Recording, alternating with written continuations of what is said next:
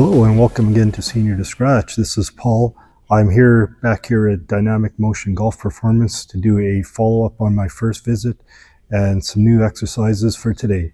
Stay tuned. Okay, we're doing some piriformis muscle trigger point release here. So we're going to start in close, next to the sacrum, and then you're going to try to hang out there. So you can stay kind of up, like in a semi-recumbent position like this.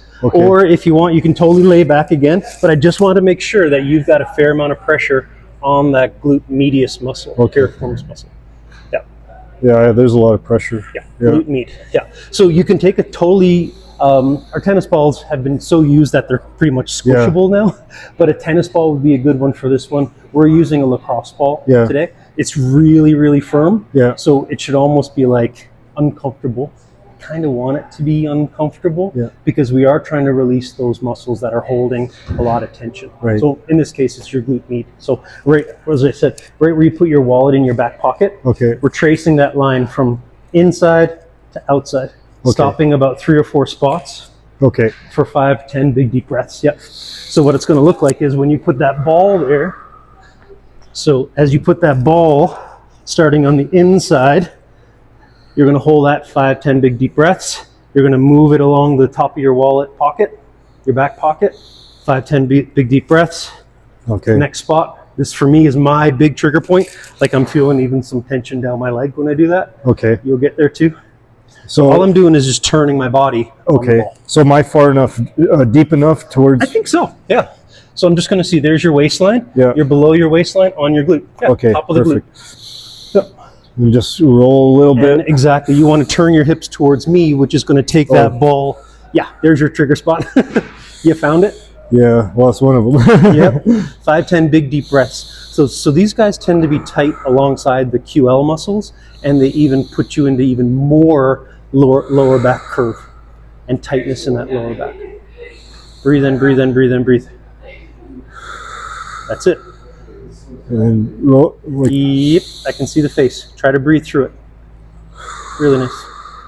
And then relax into it, right? As best you can. Easier said than done. But the breathing is the key here to help you relax with it.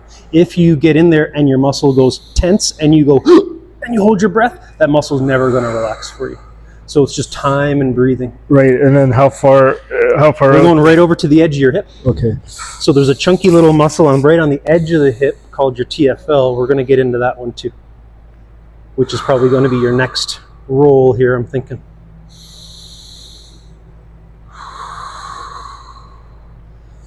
Yeah, that one hurts. This is going to hurt.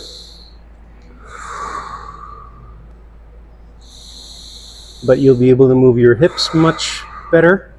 Your lower back's going to hold less tension when we release these guys. So the first one was your QL, the strapping muscles between the bottom of your rib to the top of your hips. And then this one is glute med, and now you're working into right on the edge is called your TFL. So is this pretty much as far as I need to go? I would say that's pretty darn good. Hang out and breathe. So I like to do these after a little bit of a warm-up. So like you were doing, you did some of the laps, come back and do these after you do the laps. You know, where we're going back and forth. We'll add a couple of different exercises to those today, but it's important to put weight on it, right? Like big time. So I'm turning my hips, putting more pressure. You want to turn, that left hip towards me to get pressure down on that ball across that muscle. This is better than a massage, I guess. Well, if you do it right, it turns into a deeper massage and very specific to the areas where you're tight. QLs, which we already knew, and the QLs work hand in hand with this glute med to get really tight and reinforce that arch. Which we don't want. So this is glute medius trigger point release. That's how it should feel. It's not comfortable. It's really, really not. We're dealing with some very reactive, muscles that just want to grab you. And that's should I go one more, maybe? Let's try one more, because then you'll be right out on the edge of that little chunky muscle called your, almost fell on you, your TFL.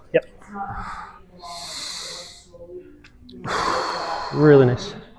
Then when we come back to do one of the lat exercises, we're going to do this. So as you step, I want you to try to do that figure 4 stretch. I know one side is really not as flexible as the other side. So this will help.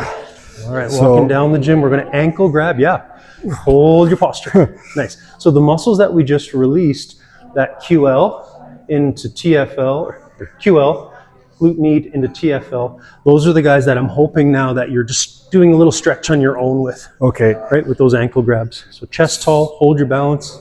Like that? Take a step.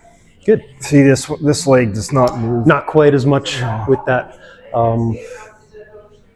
glute med piriformis stretch. Yeah. See here, I have a lot of That's mobility really good actually on that side. But this Hold side your balance as you go down, nice and tall towards the mirror. Yeah, that's it. You got it. Size.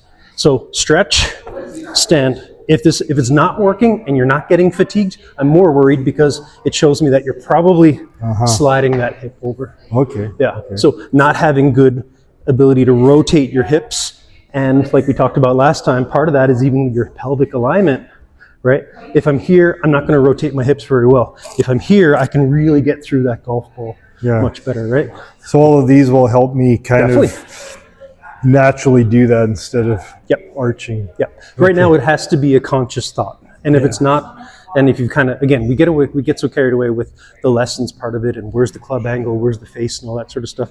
We forget what's happening with the rest of our body, right? Yeah. We just decide to, okay, well, the instructor said, open my face or close my face, and I can do that with my wrist, but my back is here. Yeah. So now when I start my swing, I'm in a mechanically disadvantaged position.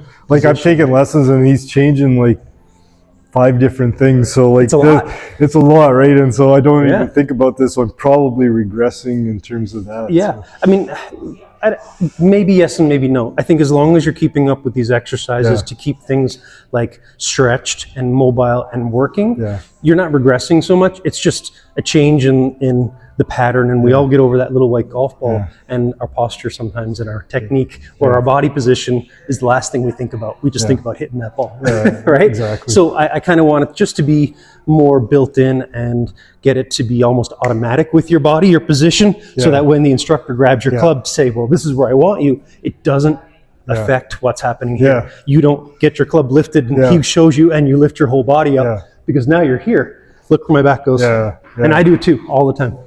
Yeah, so it has to be kind of a conscious thing right now. Right. And I'm trying to beat it into your into your routine. This one will be good. Oh yeah, that's going to give you a lot of muscle release. Yeah. So again, one of the first things you said when you came in, you're still getting some of that back discomfort, back pain post swinging, right? And this will help with that. But it all boils down to what does your body look like during your swing and what's your positioning like, right? Because if you're here, you're going to need to be doing this 4 times a day, right?